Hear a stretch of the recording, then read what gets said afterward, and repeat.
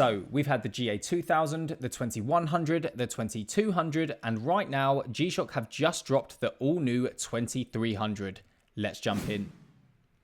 What's going on, guys? Welcome to Time Drops. If you're new here, I'm Andrew, and on this channel we chat about all things watches, and this right here is the latest offering from G-Shock's hugely popular range of slimline analog digital timepieces. These are often praised for packing so much into a minimal and lightweight design, none more so than with the Casioak, of course. The now iconic line is widely recognised as one of the best options from the catalogue, and as such, G-Shock have continued to ride that wave and introduce new models of a similar nature pretty much every year. So, how does the GA-2300 stack up? Let's get into it.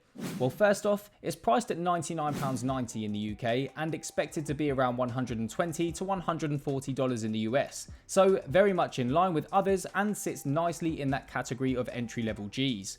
Originally, it looked like there was just going to be 3 colorways within this launch, with the pink, black and white. However, G-Shock chucked in this grey one out of nowhere, which swiftly took the crown for me, and apparently many of you too, as it's already sold out. So, what have we got here? Well, it looks like the intention for this new series is to make the compact even more compact. In fact, the size of this one surprised me a bit. It's much smaller than I originally thought.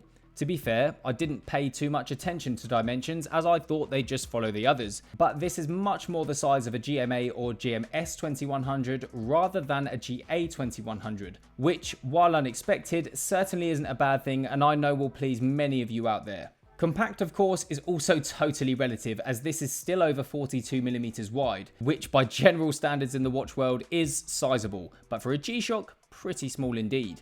Anyway, this still packs in a whole lot of punches. G-Shock have opted to go for a futuristic form with this one, which is definitely noticeable and no better demonstrated than by its giant X flashed across its dial, which, side note, also presents a very cool iridescent effect in the light. This X then almost looks to extend beyond its case out to the dark grey on its lugs, giving the theme a real nice flow throughout the watch. As you can see, we've got an almost fully stealth dial with negative displays to match, which again certainly gives the watch continuity, but given its size and the size of each LCD window, a rather difficult read in some lights. So it's a good thing we've got a double LED that sorts that right out. You just might have to use it more than you would with other Gs. This colorway, of course, benefits from popping orange accents that also help out with legibility, that can be seen on its day dial at 9, as well as its bold hour and minute hands, which also have lume applied. The indices, however, sadly, much like the OG Casioak, do not. That being said, overall, the colorway on this one is awesome, and personally, I've had no trouble telling the time using the hands, and if you're after something more legible, the positive display on the white model, for example, is always an option.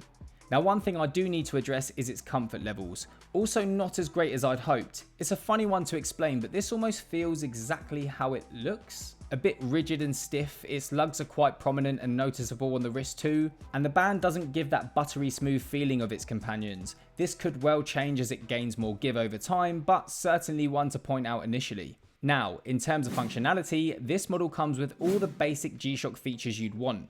I say basic, that's not the right word as they're still very decent. Standard perhaps? Anyway, we've got ourselves a countdown timer, alarm, stopwatch, auto calendar, world time, that double LED backlight, as well as the hand shift feature, where the hands nicely move out of the way to provide an unobstructed view of its LCD display. This watch also benefits from 200 meters of water resistance and a battery life of up to 3 years, depending on how much you use the light. So yeah, certainly packs in a whole lot.